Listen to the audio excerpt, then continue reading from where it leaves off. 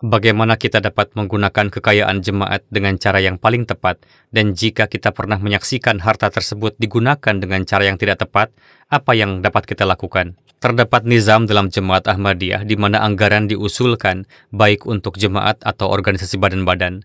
Anggaran pertama-tama dianalisis di tingkat lokal, kemudian anggota amilah memeriksa anggaran tersebut. Selanjutnya, komite keuangan dalam jemaat juga mengecek anggaran itu.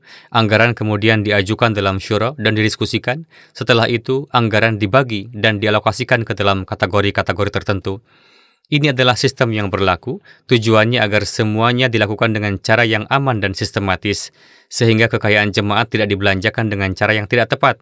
Ketika anggaran disetujui dan uang dikeluarkan, tidak diserahkan kepada satu orang saja, melainkan diserahkan ke markaz atau pusat. Misalnya ada anggaran untuk Khudamul Ahmadiyah, anggaran yang dialokasikan untuk para muhtamin dan departemen masing-masing, diserahkan kepada mereka. Dan semua ini dilakukan dengan persetujuan sadar. Jika ada pengeluaran yang melebihi anggaran, pengeluaran tersebut dikirim ke amilah untuk disetujui, dan persetujuan akhir diminta lagi dari markaz. Jadi ada nizam formal yang berlaku. Jika ada seseorang yang masih berencana untuk mencuri kekayaan jemaat, seorang pencuri bahkan bisa membuka kunci untuk mencuri apa yang mereka inginkan. Orang seperti itu urusannya dengan Allah Ta'ala. Tetapi jika seseorang menemukan bahwa terjadi sesuatu yang tidak sesuai, Anda harus melaporkannya segera. Jika masalah tersebut dapat diselesaikan dalam amilah dan dalam majelis, maka langkah-langkah yang diperlukan untuk ini harus diambil.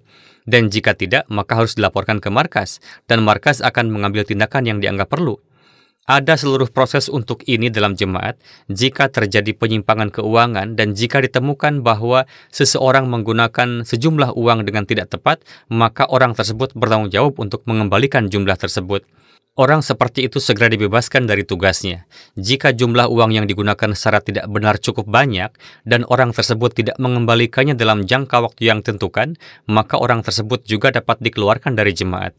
Namun jika orang tersebut mengembalikan jumlah uang itu dan pengusirannya dari jemaat dimaafkan, bahkan dalam kasus seperti itu ada aturan di mana terlepas dari hukuman yang diberikan kepada orang tersebut, baik itu dengan tidak diberikan jabatan apapun atau dikeluarkan dari jemaat, ketika seseorang menyelesaikan masa hukumannya, ketika seseorang mengakui kesalahannya dan mengembalikan jumlah yang digelapkan, bahkan dalam kasus seperti itu, orang tersebut tidak boleh diberikan jabatan apapun selama 3 tahun.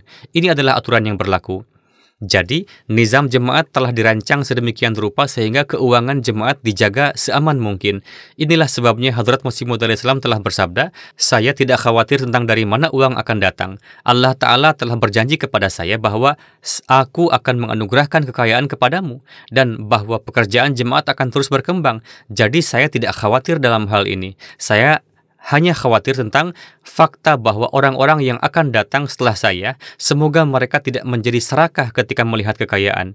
Akankah mereka menggunakannya dengan bijak? Akankah mereka menggunakannya dengan tepat? Akankah itu dibelanjakan dengan tepat sesuai dan ketika dialokasikan?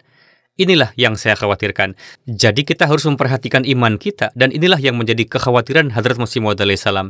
Dengan demikian, kita harus berdoa semoga Allah Ta'ala menjaga iman semua orang yang berkhidmat di bidang mal atau di departemen lainnya. Juga semoga mereka menanamkan rasa takut kepada Tuhan sampai batas di mana jangan pernah terbetik di dalam benak mereka untuk menggunakan kekayaan jemaat dengan cara yang tidak pantas. Juga jangan sampai terlintas di benak para pengkhidmat untuk menimpakan kerugian kepada jemaat dan tidak memenuhi hak terhadap pengkhidmatan mereka.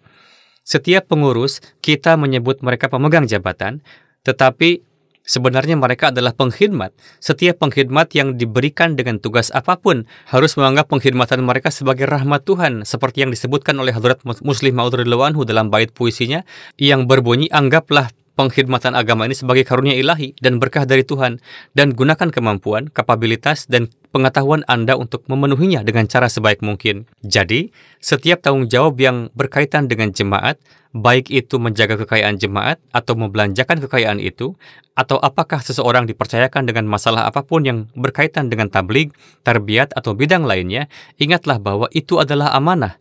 Dan setiap orang harus memenuhi hak amanah mereka.